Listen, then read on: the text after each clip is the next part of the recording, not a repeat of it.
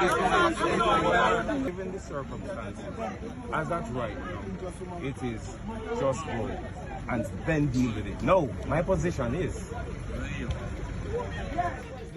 Welcome back to Concepts Media, where we dive into the most pressing issues and stories from around the world.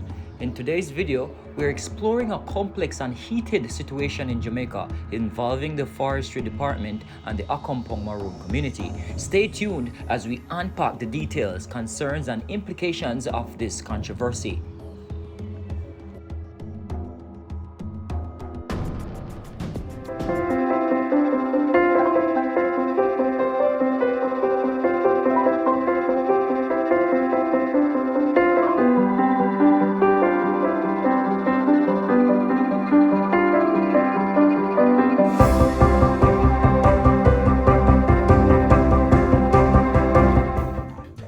Recently, tensions have flared in the Quick Step area of Trelawny, Jamaica, as the Forestry Department's attempt to seize illegally harvested lumber has sparked a significant debate. Here's a detailed look at the incident and the key issues involved.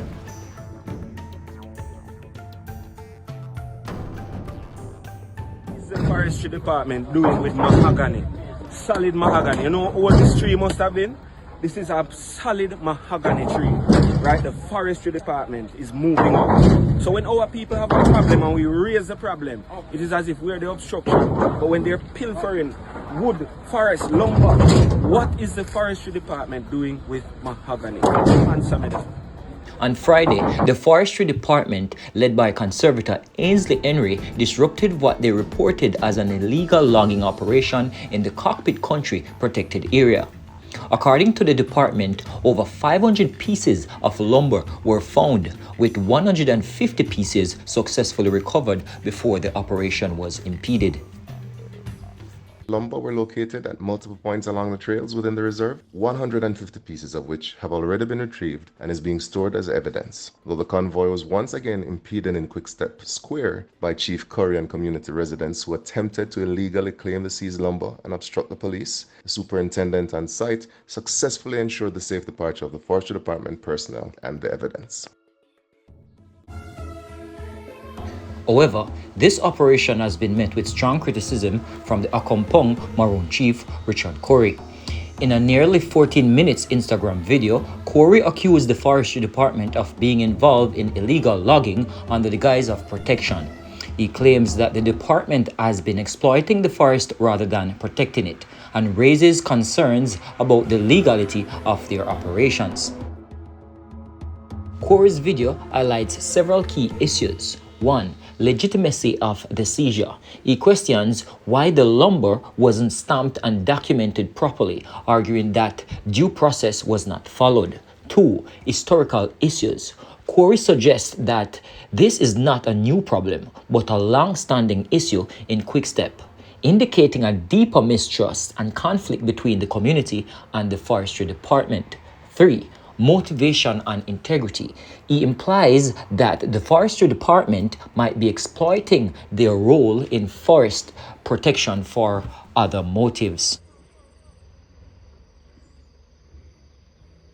Another point of contention involves Superintendent Coleridge Minto, who was reportedly escorting the Forestry Department during the seizure.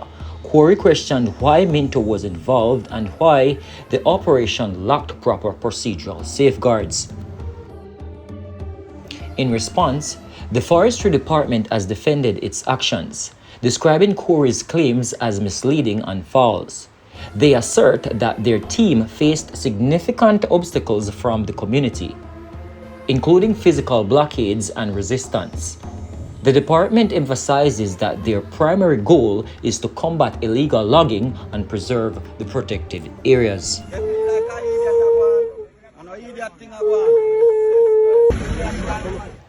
The situation has also raised questions on social media, where several people have expressed confusion and concern. Comments include, "Police everywhere here. Why is Chief Currie suddenly a person of interest?" So Chief Currie and the police were on the scene simultaneously. Why is he a person of interest? That's not clear. Something is fishy in the water.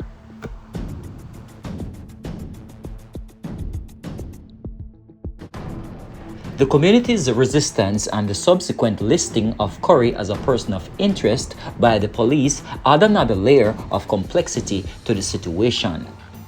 The community's objections and historical grievances are central to understanding the broader context of the conflict.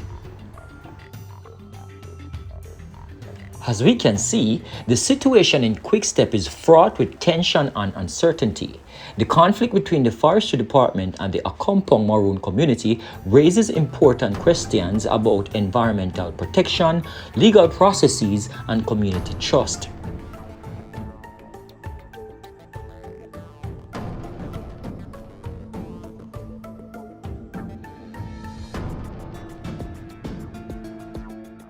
To give you a first-hand perspective, we'll now play the full Instagram video by Chief Richard Currie. This video provides his detailed viewpoint on the situation. Make sure to watch till the end to understand his concerns in his own words.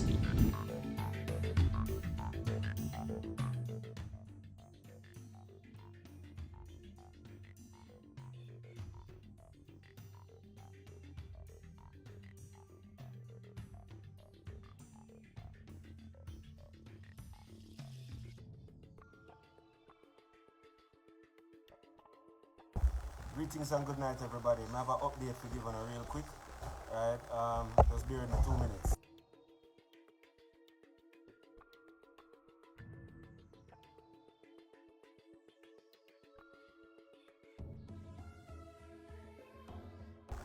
I'm going to show you why this country now go better and why this country can't better. You understand? This country is riddled with corruption and dirty people who claim to be the protector of the people. These people are agents of corruption, and I'm going to show it and paint it to you see, right?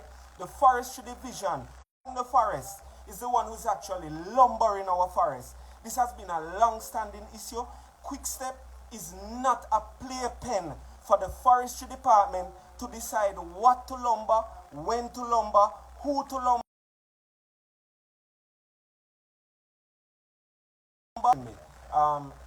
The feed is being disrupted, but me will get me information through Tona tonight.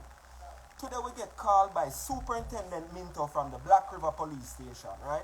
I met Superintendent Minto last year when he just came into office. I thought he was a good fellow because I thought he had a mission and I saw him doing his work and I observed what he's been doing to clean up a lot of the mess in the parish. But today, Mr. Minto, you turned the table the wrong way. Because Chief Currie has always been respectful to you. Say that a lie. Hola. You called Chief Currie to help you with issues that you've been having. Say that is a lie. Today you called me and told me that there's an issue in Quickstep. If I heard about it, I told you no because we have no signal in Accompong. You said, okay, see if you can find out what's going on because some persons have been blocked in. I said to you, this would not be the first time this has happened, sir, Superintendent. You should check the records to see what happened the last time, why persons were blocked in Quickstep. I made my way over to Quickstep after a funeral that I had this morning. Little after speaking to Superintendent Minto. I tried calling him again, I did not get him. We went in the bus over into Quickstep to meet up with Superintendent Minto and other members of the community of Quickstep. When I went into the community and got down to the square, there was an entourage of police and forestry van and a fire truck and some other vehicles coming out in the opposite direction. So obviously we stopped, a very narrow road. So we stopped, we're in the squares, literally in the heart of Quickstep. So I disembarked, went up to Superintendent Minto and asked him what's the situation and how it has unfolded. So today, when I went to Superintendent Minto told me that the situation he's very displeased with because the roads have been blocked. So I tried to enlighten him as to what the situation is and the challenges that we had. 2 years ago, when there was a similar issue where Quickstep was blocked by residents, they are protesting lumbering in that area. Now, let me say this, Quickstep is a farming community. And yes, lumbering happens in Quickstep. It has been happening for years.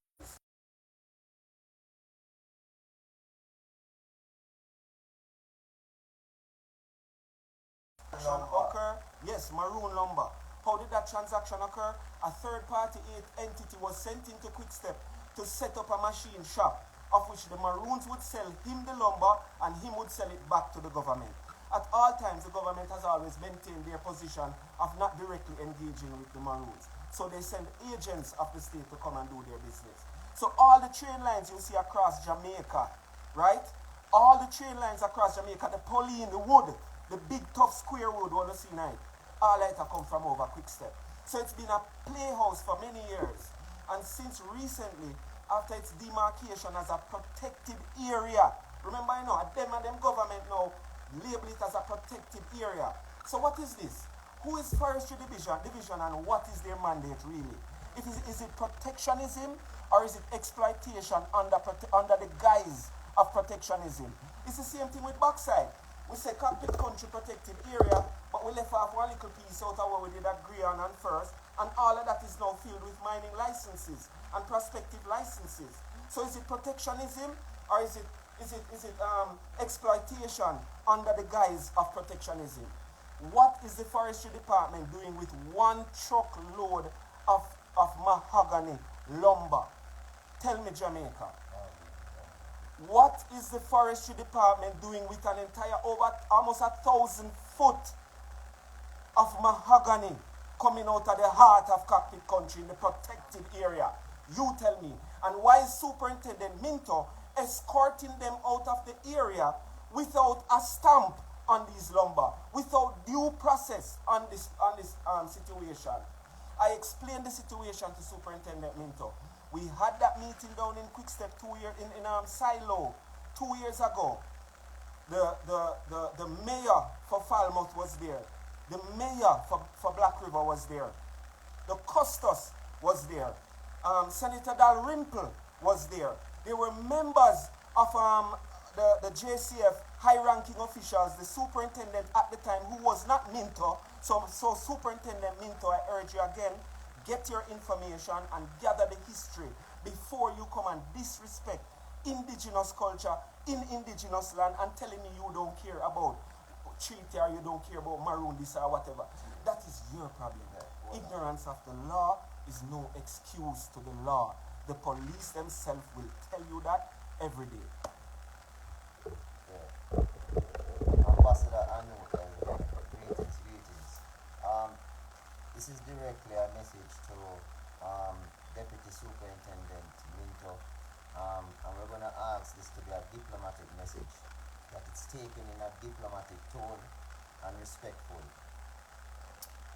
To the Jamaica Constabulary Force and to the Jamaica Defense Force that was present today, under maybe most likely false information and a false narrative. The situation exists that lumber coming out of Maroon territory is Maroon lumber, Maroon assets. Maroon that has been... Huh? The stamp, yeah, get the stamp. Lumber that has been pre-cut already is a false narrative, and we completely reject it. The main issue that Accompong has tonight, and we're directly speaking to... Greetings. You can hear me?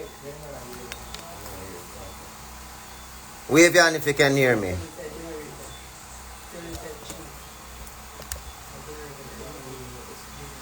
Yeah? Alright, give thanks. Alright, check this. So, we need the government of Jamaica, the Jamaica Constabulary Force, and the Jamaica Defense Force to please reaffirm themselves with information that came out a long time ago.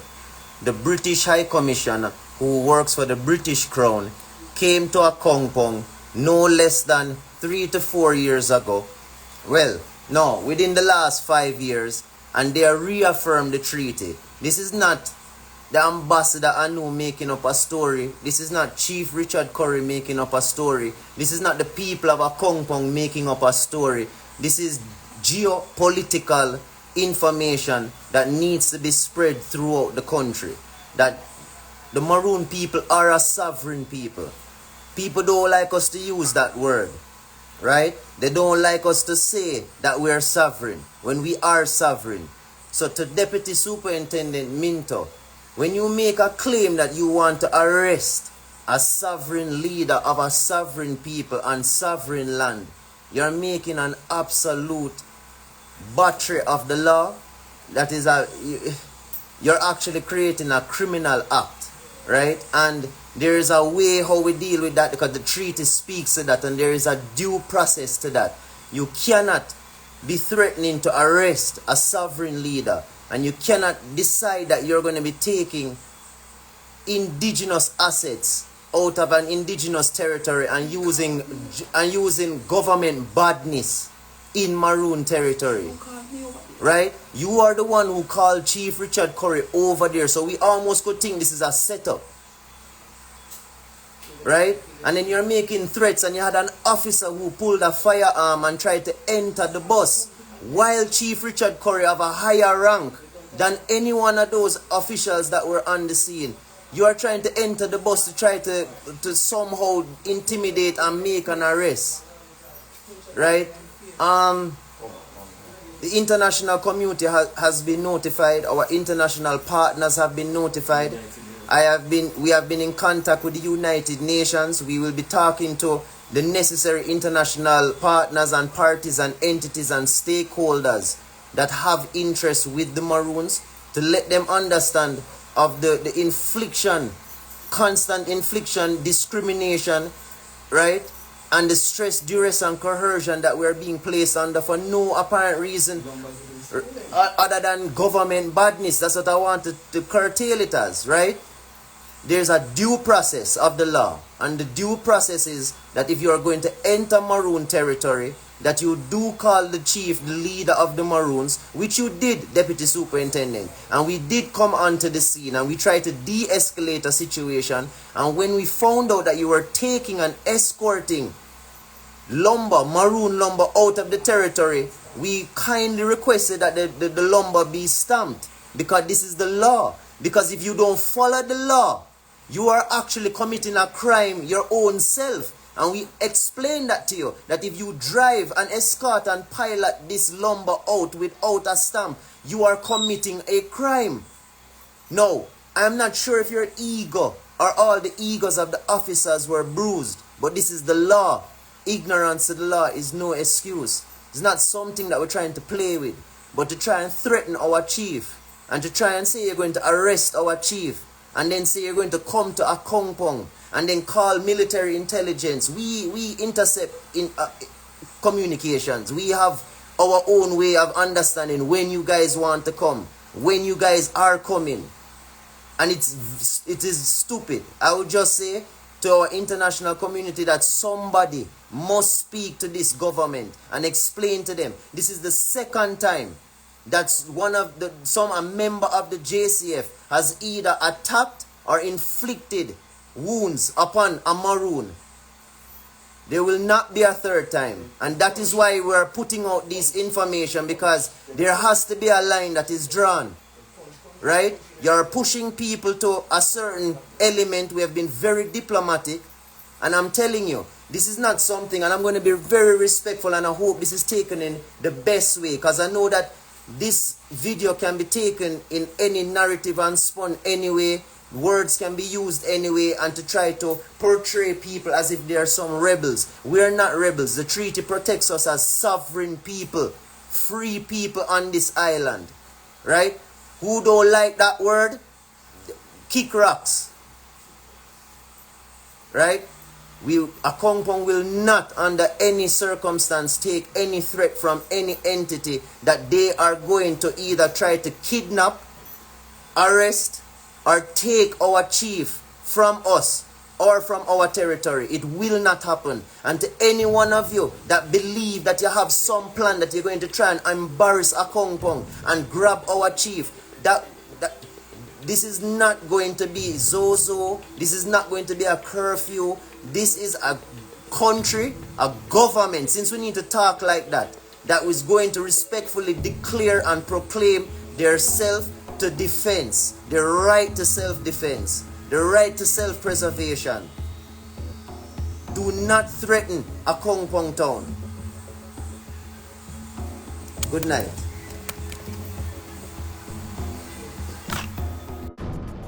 We'd love to hear your thoughts on this issue. Do you believe the Forestry Department's actions were justified?